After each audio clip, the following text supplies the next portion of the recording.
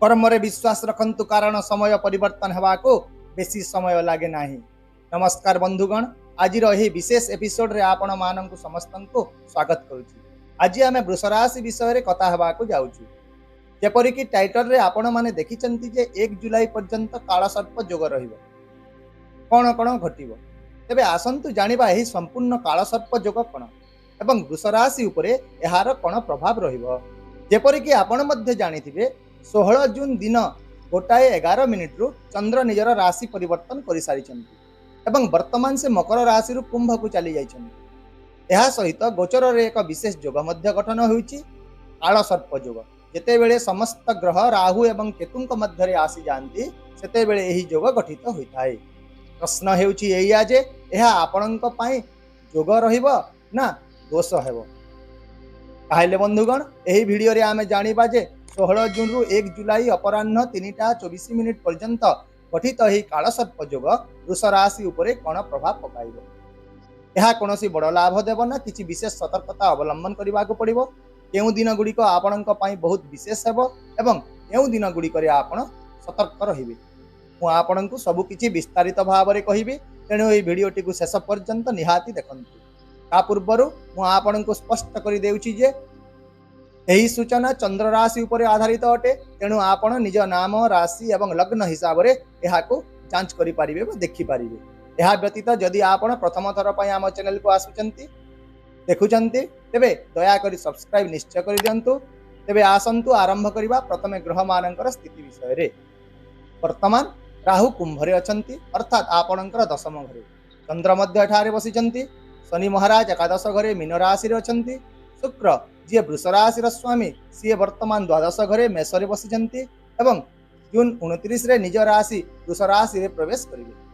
सेहीपरि सूर्य बुध एवं बृहस्पति द्वितीय घरे अछंती एवं एठारे बुधादित्य जोग मध्य सृष्टि होउछि। तथापि जून 12 रु बृहस्पति अस्त हेबे एवं जुलाई 9 पर्यंत उदित हेबे नाही।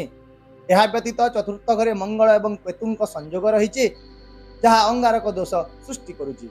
ताहेले एबे आसंतु ए सबुर प्रभाव विषय रे आलोचना करिबा। वृष राशिंकर लोकंकर जीवन उपरे एहार कि प्रभाव रहिछि।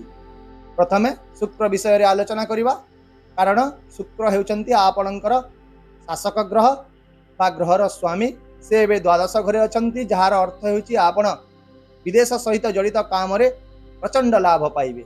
आमदानी रप्तानी, विदेश चाकरी, यात्रा किंबा विदेशी कंपनी सह जड़ित जे कोनोसी प्रकल्प सबुतिरे आपणंकु शुभ संकेत मिलिबो। किंतु एहा सहित आपण निश्चित टिके खर्चांत मध्य हेबे। एही समय रे आपण निजर प्रिय जिनिस किनिबे, बुलिबा पई खर्च करिवे। आपणंक मनरे खर्च करिबा पई इच्छा मध्य जागृत हेबो।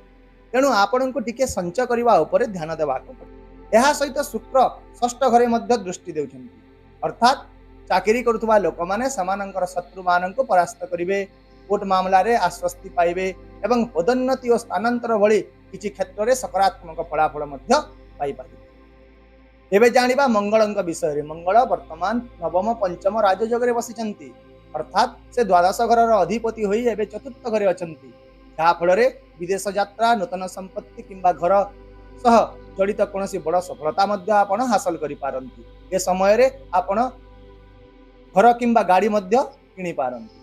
एहा व्यतीत द्वितीय घरे सूर्य बुध बृहस्पति संयोग होइछि, जहा आपणको आर्थिक लाभ प्रदान करिवो।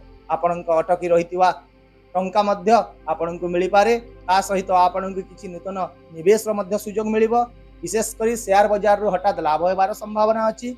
यदि आपण व्यवसाय करंती तेबे मध्य आपणको विशेष लाभ मिलिबो। तथापि यदि आपण पार्टनरशिप रे काम करंती तेबे मतभेद हबार सामान्य संभावना रहिछि। तेणु आपण निजर क्रोध को एही समय रे नियंत्रण रे रखंती। आउ मध्य एही समय रे परिवार रे आपणकर किछि दायित्व आसीबो। पारिवारिक खर्च बढ़िबो। मां को स्वास्थ्यर विशेष ध्यान नेबाक पड़िबो। एहा सहित वैवाहिक जीवन रे मधुरता बजाय रखिबा पई आपणको बहुत चेष्टा करिबाक पड़िबो। नचेत टिकिए भूल बुझामणा आपणकर संपर्क को मध्य नष्ट करि पाबे। यदि आपण प्रेम संपर्क रे अछंती तेबे ध्यान दियंतु जे दुहिंक भितरे जेपरि किछि तर्क किंबा अहंकार रो प्रवेश न हुए, कारण मधुरता बजाय रखिबा एही समय रे बहुत गुरुत्वपूर्ण। स्वास्थ्य विषय रे यदि देखिबा, चर्म संबंधी किछि समस्या, पिठी जंत्रणा किंबा छाती रे भारीपण भली କିଛି ସମସ୍ୟା ଦେଖା ଦେଇପାରେ। ଏହି ସମୟରେ ବିଳମ୍ବିତ ରାତି ପର୍ଯ୍ୟନ୍ତ ବାହାରରେ ରହିବା, ପାର୍ଟି କରିବା ଏଗୁଡ଼ିକୁ ଆପଣ ଏଭଏଡ୍ କରନ୍ତୁ। ଆପଣ ଖାଇବା ପିଇବାକୁ ନିୟନ୍ତ୍ରଣ କରନ୍ତୁ, ନିୟମିତ ଦିନଚର୍ଯ୍ୟା ବଜାୟ ରଖନ୍ତୁ ଏବଂ କିଛି ସମୟ ପାଇଁ ଯୋଗ ବ୍ୟାୟାମ ଇତ୍ୟାଦି କରନ୍ତୁ। ଏବେ ଆସନ୍ତୁ ସେହି ବିଶେଷ ତାରିଖ ଗୁଡ଼ିକ ବିଷୟରେ ଆଲୋଚନା କରିବା, ଯେଉଁଗୁଡ଼ିକରେ ଆପଣ ବିଶେଷ ଲାଭ ପାଇବେ କିମ୍ବା ସତର୍କ ମଧ୍ୟ ରହିବେ।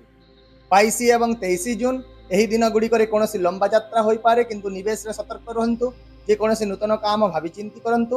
ସାମଗ୍ରିକ ଭାବରେ ମାସ ଶେଷ ସୁଦ୍ଧା 1 ଜୁଲାଇ ପର୍ଯ୍ୟନ୍ତ ସମୟ ଆପଣଙ୍କ ଆର୍ଥିକ ସ୍ଥିତି ମଜବୁତ ହେବ ଏହିପରି ମନେ ହେଉଛି ଏବଂ କୌଣସି ବଡ଼ କାରବାର କିମ୍ବା ବଡ଼ ଲାଭ ମଧ୍ୟ ହୋଇପାରେ। ଏହିପରି ଭାବରେ ବୃଷ ରାଶିର ଲୋକଙ୍କ ପାଇଁ ସାମଗ୍ରିକ ଭାବରେ ସମୟ ବହୁତ ଭଲ ରହିବ, କିନ୍ତୁ ଆପଣଙ୍କୁ କିଛି ସତର୍କତା ମଧ୍ୟ ଅବଲମ୍ବନ କରିବାକୁ ପଡ଼ିବ। ଏବେ ଜାଣିବା ବିଶେଷ ପ୍ରତିକାର ବିଷୟରେ। ଯଦି ଆପଣ ଶୁକ୍ରଙ୍କ ଶକ୍ତିକୁ ସଠିକ୍ ଭାବରେ ବ୍ୟବହାର କରିବେ, କାମରେ ଧ୍ୟାନ ଦେବେ, ତେବେ ଆପଣଙ୍କୁ କେବଳ ଲାଭ ହିଁ ଲାଭ ମିଳିବ। ଆଶା କରୁଛି ଭିଡ଼ିଓଟିକୁ ଆପଣ ନିଶ୍ଚୟ ପସନ୍ଦ କରିଥିବେ। ଯଦି ଆପଣ ଭିଡ଼ିଓଟିକୁ ପସନ୍ଦ କଲେ ତେବେ ଦୟାକରି ଲାଇକ୍ କରନ୍ତୁ, ସେୟାର କରନ୍ତୁ ଏବଂ ଚ୍ୟାନେଲକୁ ସବସ୍କ୍ରାଇବ୍ କରିବାକୁ ଭୁଲନ୍ତୁ ନାହିଁ। ଆଉ ମଧ୍ୟ ଏହା ସହିତ କମେଣ୍ଟରେ ଜୟ ଶ୍ରୀରାମ ଲେଖି ଦିଅନ୍ତୁ। ପୁଣି ଦେଖା ହେବା ପରବର୍ତ୍ତୀ ଭିଡ଼ିଓରେ କିଛି ନୂତନ ସୂଚନା ସହିତ। ସେ ପର୍ଯ୍ୟନ୍ତ ବିଦାୟ ଦିଅନ୍ତୁ। ରହୁଛି ନମସ୍କାର, ଜୟ ଜଗନ୍ନାଥ।